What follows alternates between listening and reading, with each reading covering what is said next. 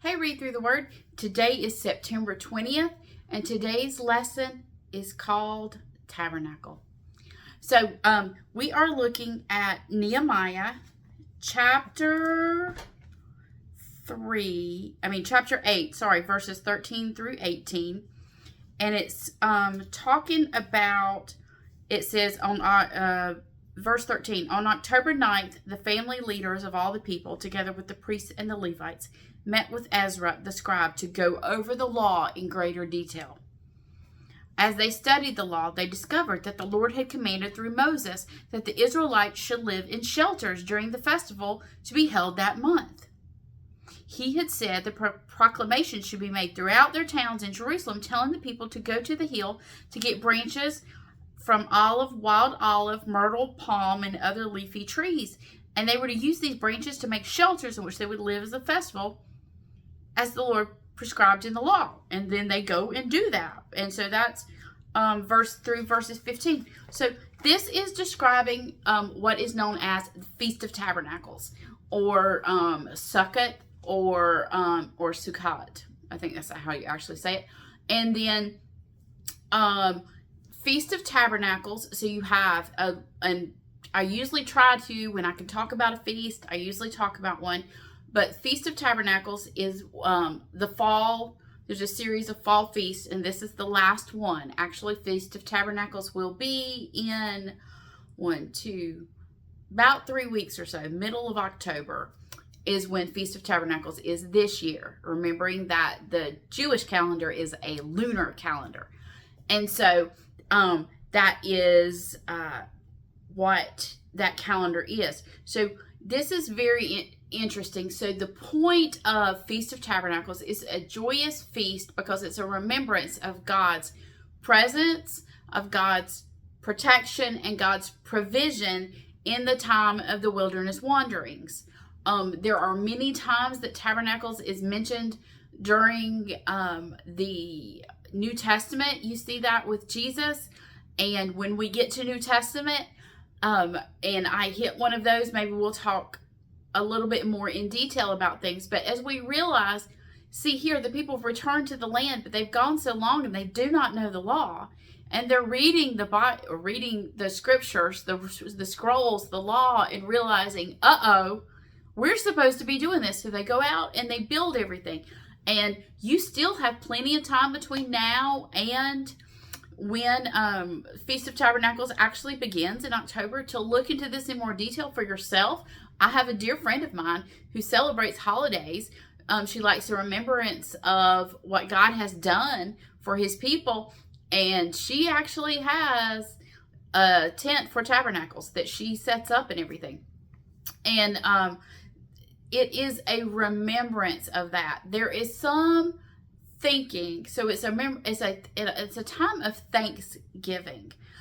There is some thinking that the original feast that Americans call Thanksgiving in November, that which the government picked the fourth Thursday of November as the date to use, but that original one, there was a lot that, because the Puritans or separatists at that time, really what they were, the separatists had they wanted to do everything right, and they had a remembrance and an understanding of the Old Testament, and knew that about the time you're celebrating a harvest is the time of Tabernacles. So you have that. But what I really want to talk about today is about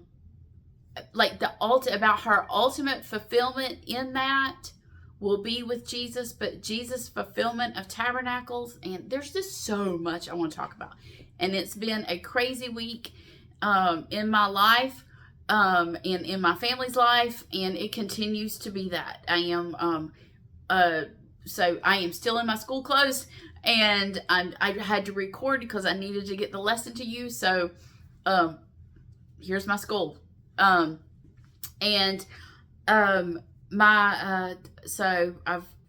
It's just been crazy. I could go into everything, but the past 24 hours has been crazy.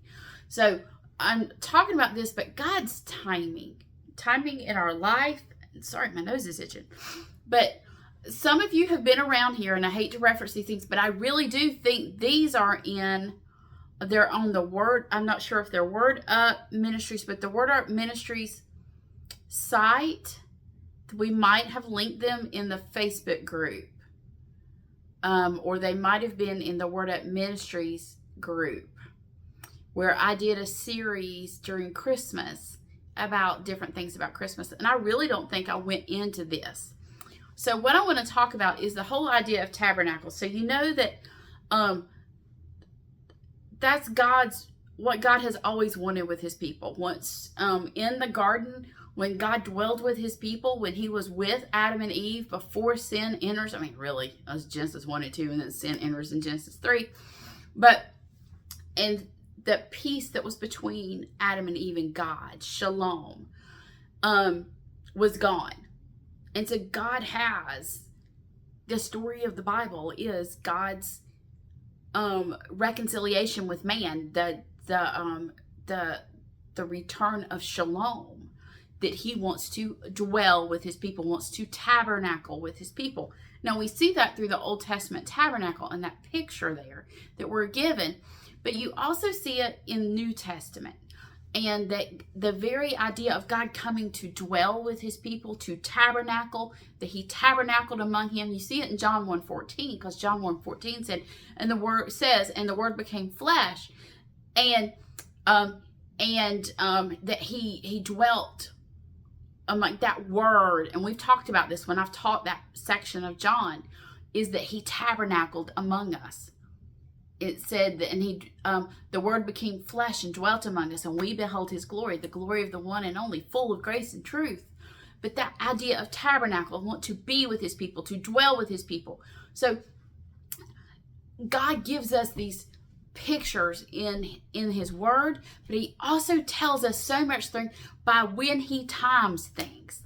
Now, my Christmas lesson talks about the birth of Jesus, and how what we celebrate as December 25th is really timed, honestly, with his conception.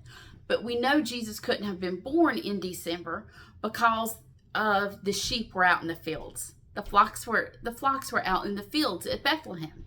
And so that gives us a September birth, generally. And what we believe is that it would have been God's very thing to dwell among his people in the Feast of Tabernacles.